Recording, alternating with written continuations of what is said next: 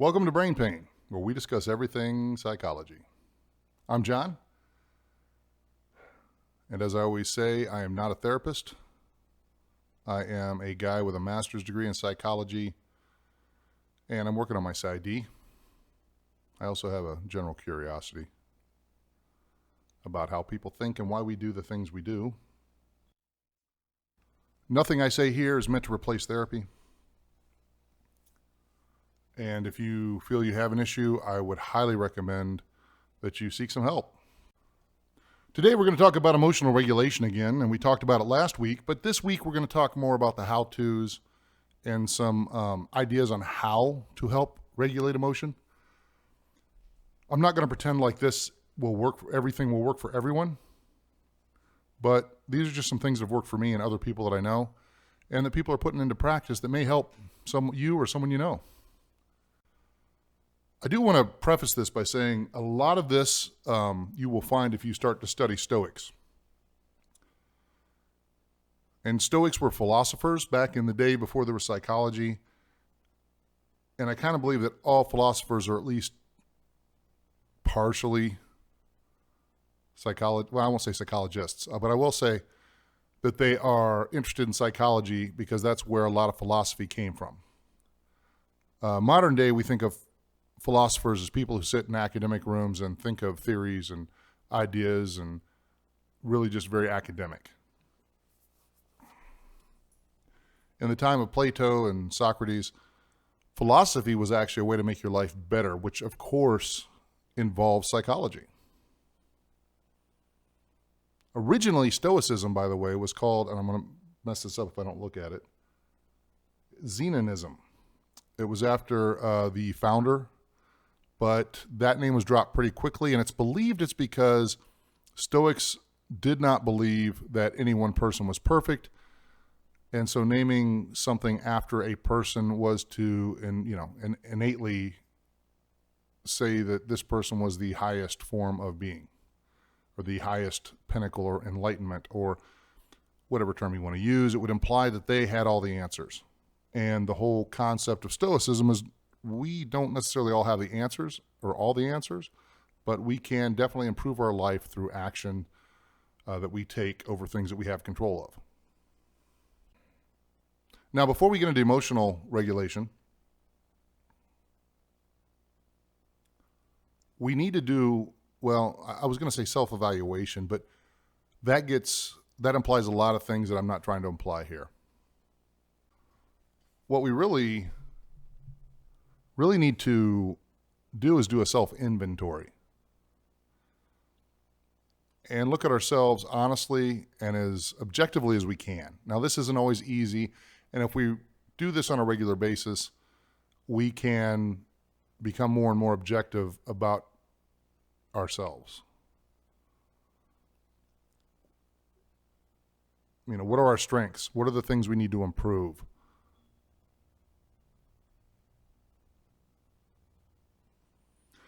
And what our strengths and what we need to improve really are related to is what we want from our life. So in the self-evaluation, we have to determine what we really want. Now, this is a little difficult, or can be, because we're told every day through ads and marketing what we want. We're told we want a bigger house, a better car. We want more stuff. We want more things. We want to be famous rock stars. We want to be all of these things. But do we really want those things? What do we really want? When I was younger, I thought I wanted to be a rock star. That's what I thought I wanted to be, or an actor.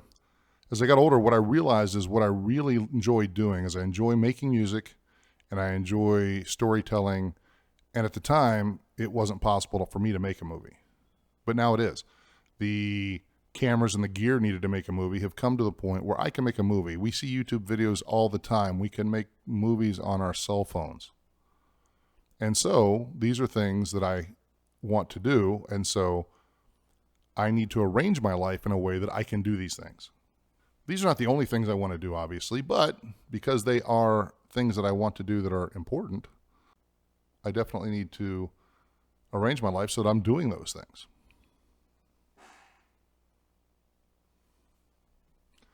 And it's important here that you define your idea of satisfaction or success. What kind of life is going to give you satisfaction or success? And oftentimes, you ask any long working musician, the mastering of the task, the mastering of the instrument, the creative side of writing the music, of performing the music, of interacting with a small crowd to a large crowd is really what it's about. It's not, for most musicians anyway, it's not about the fame and money. Now, if you can get famous and be rich, great. Those are benefits. But if not, there are people who have been performing for years and years and years and have worked a day job that entire time because they love music. That's an easy answer. If you like, there are people who have self-published books on different types of gardening because they love getting out in the garden and doing whatever their specific type of gardening is. And if they make a little money on it or if they become famous within that community, great. But that's not why they do it. And so you need to self-evaluate. You need to figure out what it is you really want from life. And it may be something as simple as being able to be satisfied with your day. And if you start with that, then you can start to build back and say, what makes me feel satisfied at the end of the day? I know what it is for me. I mean, for me, a lot of times if I don't spend time working on a story idea or playing a musical instrument, one of those two things, if I don't do that, at the end of the day, I feel like something was left undone. And I also know my strengths and weaknesses in those areas. Like for music, I can sort of play a lot of instruments, but I'm not a master of any. And so I constantly try to get better at the instruments that I play. Now, this next concept, a lot of people struggle with because they misinterpret what is really being said. Marcus Aurelius, again, Stoicism, used to use memento mori. And you'll see actually there's some people that have tattoos. I saw a UFC fighter the other day who has it tattooed across his upper left shoulder.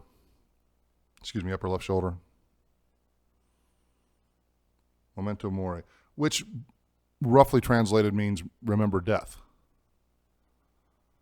Now, the problem with this is in modern interpretation, a lot of people are afraid of death and they are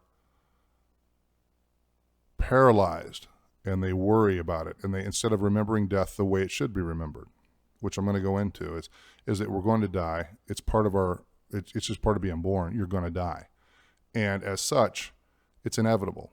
There's nothing to worry about because it's going to happen. So the Stoics don't see any reason to focus on the worry of death, but rather remember that we are going to die, and therefore we need to make the most of today, of right now, because Marcus Aurelius said, you could leave this life at any moment.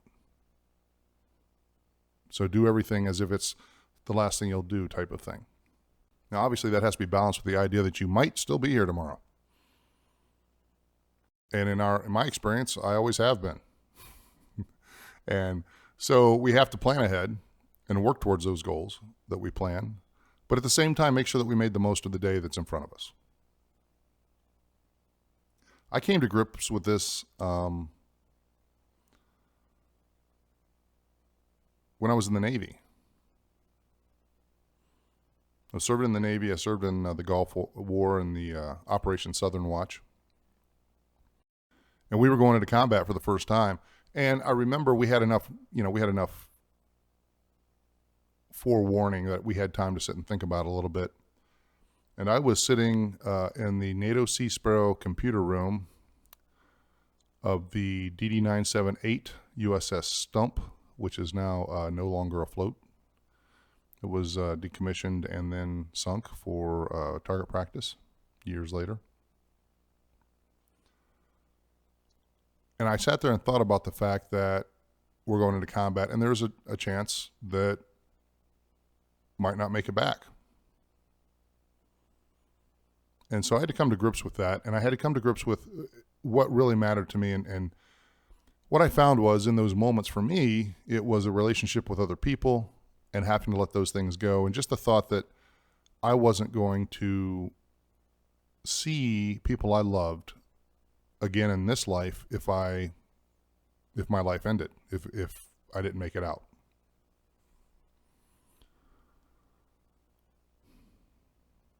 And at that age, I hadn't really,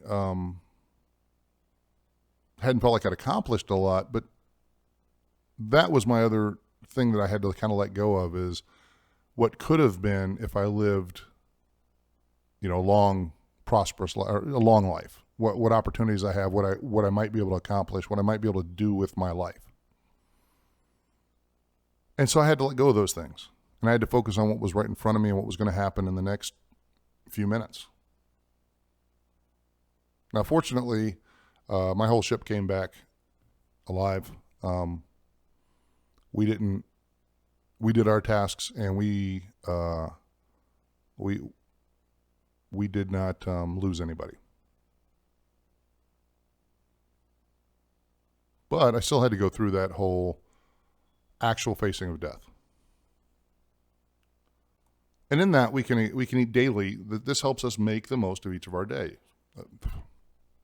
This helps us make the most of every day. Remember that we are going to die, but not in a way that panics us. It's just, hey, we've got to make the most of the day. Now, sometimes that means that you have to recover and you need some downtime and you need to recharge your batteries and you need to make the day useful in allowing yourself rest and recovery. At least that's what I found. I have found that sometimes I need to take a day and not have a bunch of things that I have to do. And then the next day I am able to go out and really get a lot done. But under this all ties in with whatever your goal is, whatever it is you'd like to have for life. And you have to make the most of the day. There are aspects of reaching whatever goals you have that are not within your control. This could be weather. Could be natural disasters, things like that. You have no control over that. Government could pass new laws that make your goal more difficult or make you have to reevaluate your goals. You have no control over that. No direct control.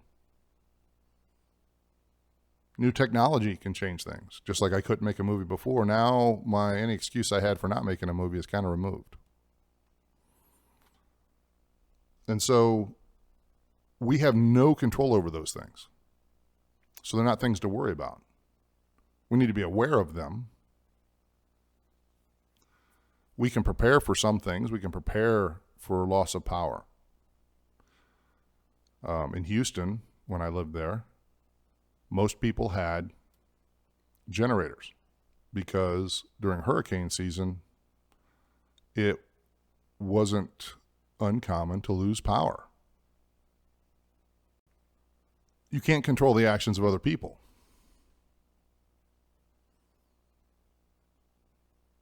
So there are people that may decide to do things that are horrible, and you have no control over that. So you can't worry about it. Again, you can prepare for some of this, but you can't. Worrying about it doesn't accomplish anything for you.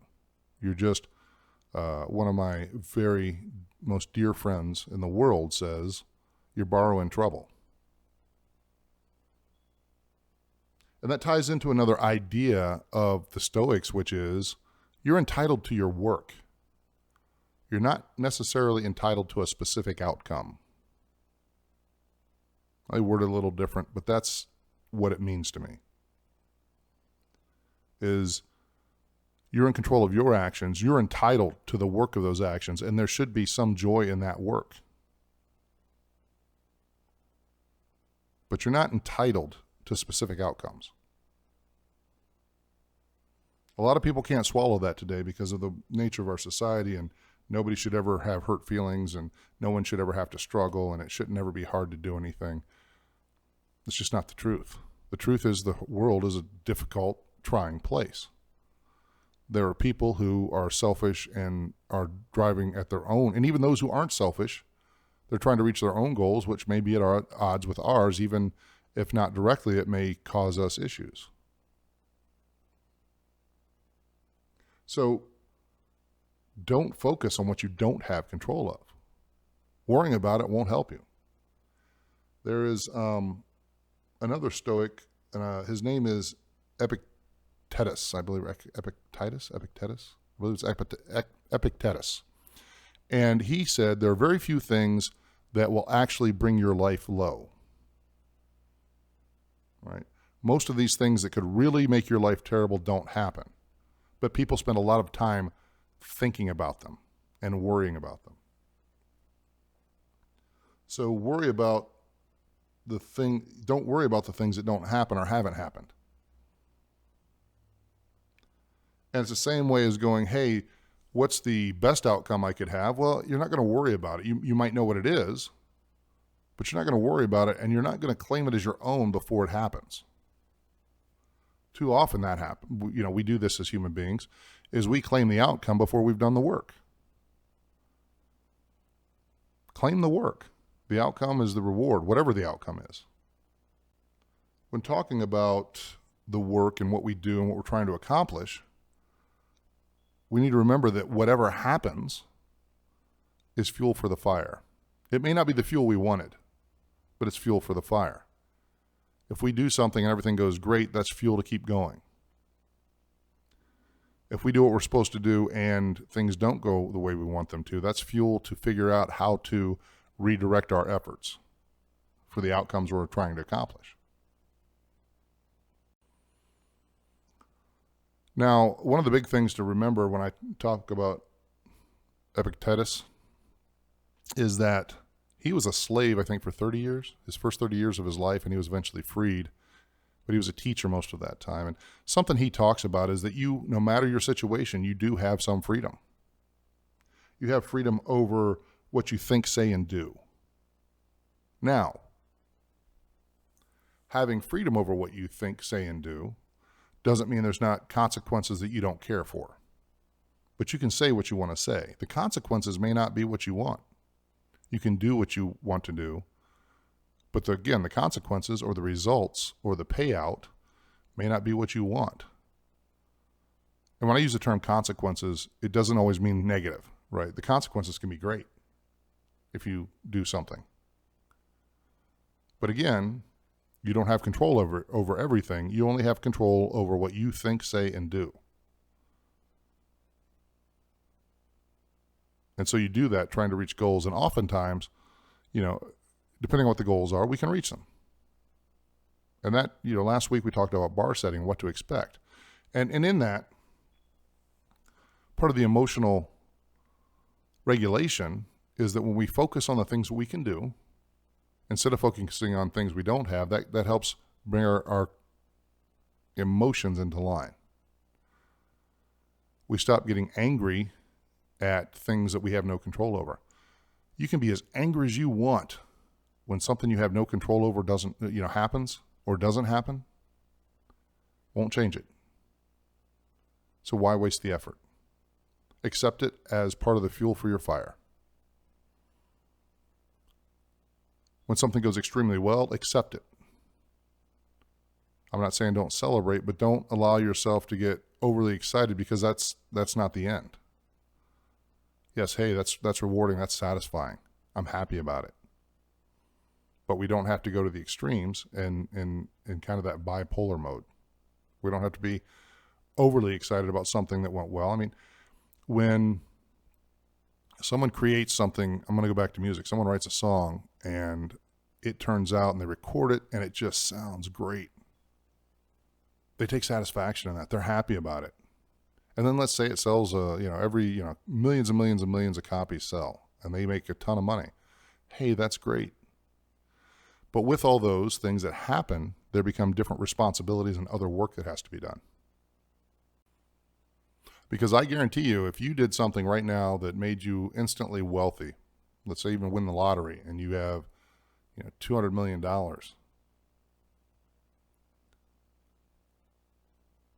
your life might have some nice changes on the outside. You might have nicer stuff. But you will also have other issues because everybody who's ever known you will start looking at a way to get some of your money. They will convince themselves that they deserve some of your money for some reason. Somebody lent you $20 and you forgot to pay them back, 20 years ago, will suddenly be after you for that plus interest, and they'll want, thousands or millions of dollars. And they'll take you to court over it. So accept it with, hey, that's great. Now I have new opportunities, which I'll get into. It's coming up next in one of my next points is be open to new experiences and opportunities, but understand they come with work. They come with certain things that you're going to have to do to maintain your emotional equilibrium.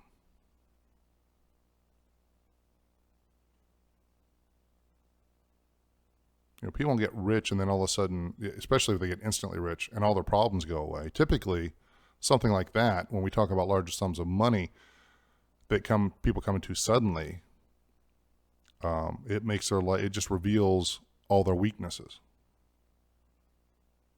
People who've earned a fortune over a period of time, who've built a fortune, tend to do a little better because it wasn't overnight. It slowly increased. They were able to adjust to every level of income or every level of wealth that they had.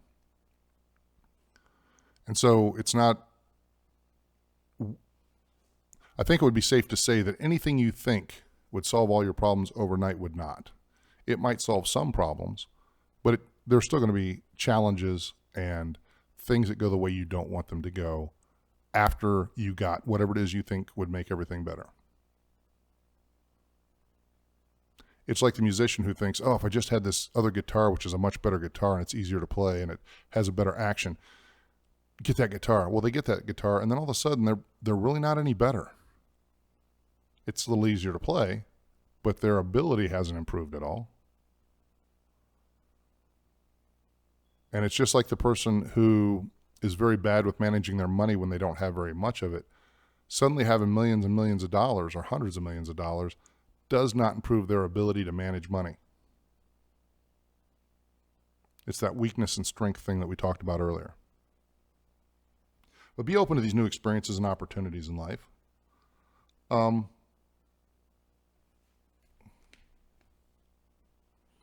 If you can get control of your thoughts and of your emotions, typically your best opportunities will show up because the type of person you become will draw those things to you or put you in the position to see them or make them happen. And as these things go along, as you start to accept everything that happens as fuel for your fire, as part of your story, as part of what is going to happen with your life, you're not out of control with your emotions. And that's what we're talking about. Earlier I talked about not being overly excited or overly depressed. Listen, when you lose somebody, you're going to be sad. And if there's someone close to you, you're going to be extremely sad. But make sure it's appropriate. You shouldn't be debilitated the rest of your life because if that person was really actually a good person to be having in your life, that's not what they want. Yeah, they want you to miss them. They don't want your life to stop because they're gone.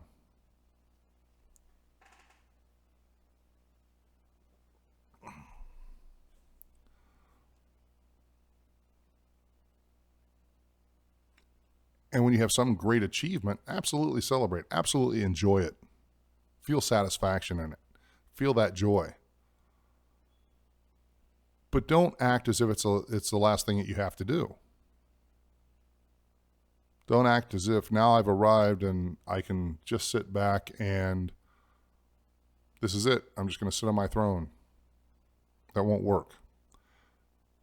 You have to make sure that your emotions are appropriate and you accept things you accept good things and bad things without extreme emotions. And again, I'm not saying don't feel any emotion. I'm saying this is that whole emotional regulation.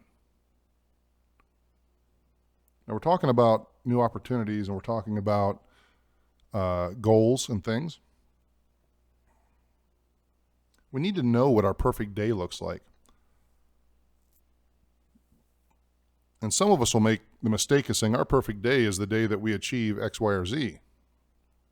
And that is a mistake. Because if your perfect day should be repeatable, you shouldn't only have one. Now, the idea is that if you repeat the perfect day, or as close as you can manage, because we're not perfect, day after day after day, then you will eventually have as one of the byproducts of that day that you achieve whatever it is. But by that time, if you've been working at it day after day, you'll start to see what the next goal is and what the next thing you want to achieve is. And as you work towards these goals, I used to think it was the biggest joke in the world when I was young and I was a kid, and people say, enjoy the process. I hated the process. Why? Because I had to sit in school, stuff that I had no interest in, that I could already master, and it was way beneath my ability. And what I understood, I could master it quickly, and then I'd have to keep doing it over and over and over for weeks. Same kind of homework over and over with such small incremental advancement. It drove me crazy. But now that I have control of my off hours and what I'm trying to accomplish with those off hours, and I can control my thoughts and actions and what I say, I do enjoy the work. Now, there's always an aspect of something I don't particularly care for, but I still enjoy it because mastering it or accomplishing it moves me to the next step in my process. Like statistics class. Did not enjoy my statistics class for my PsyD. Did not enjoy statistics class for my master's. But it's very important to understand statistics in psychology because all of our evidence-based studies are based on statistics. And if you really get into statistics, you start to see how people can misrepresent things with statistics. So you have to look at what they're saying is happening with these statistics and understand if what they're saying is actually true or if it's just a well-presented case and maybe not actually as true as they're trying to say it is. So we have this, let me get back to this idea of the perfect day because I've drifted a little here. We get back to this perfect day and we try to do it. For me, getting up, exercising, and spending some time reading or what I call active thinking, and I've talked about that before, which is a form of meditation for me. Before I actually start my job for the day, that makes the rest of my day good. If I can, then I can focus on my job. And at the end of the day, I can either choose to pursue a hobby or sit down and, without any guilt, watch a movie. But that's kind of like a hobby too, because I like to tell stories. And so I watch a lot of movies, both ones I like and dislike, because I learn a lot of things from both. And that helps me create my perfect days. Now, are all my days perfect? Not at all. But I try to make them in that mold of what I consider a perfect day. Reaching towards the goals that will make me satisfied. And an ideal goal for you, by the way, you will be satisfied even if you don't reach it. In the pursuit of it, you will feel satisfaction.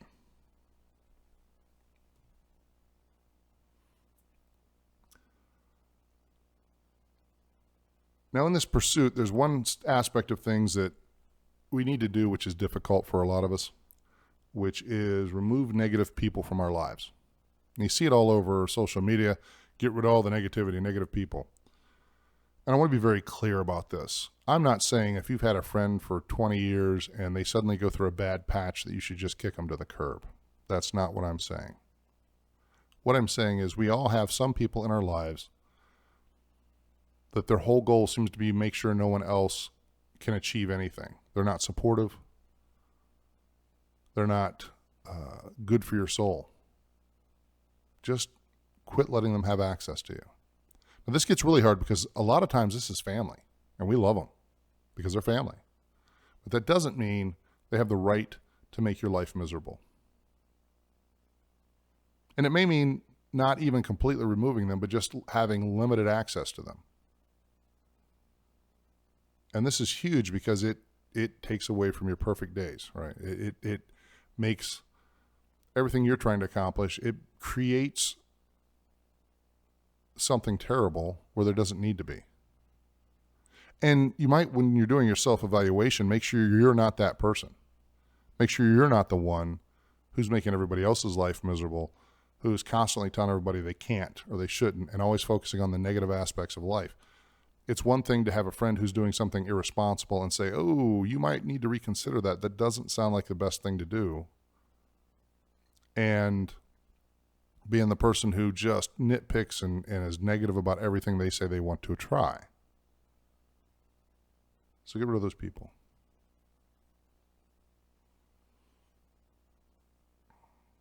And finally, here's the one that everyone struggles with, including myself, self-discipline. For emotional regulation, if we get the negative people out of our life, that helps us regulate our emotion because we don't have that constant pressure to feel bad or negative. But we also have to take responsibility and develop some self-discipline, and it's like a muscle. It takes effort, and it will take time to develop it, and the more you work at developing it, the stronger it will become. That means when your alarm goes off at 5 a.m, get up. Don't hit snooze.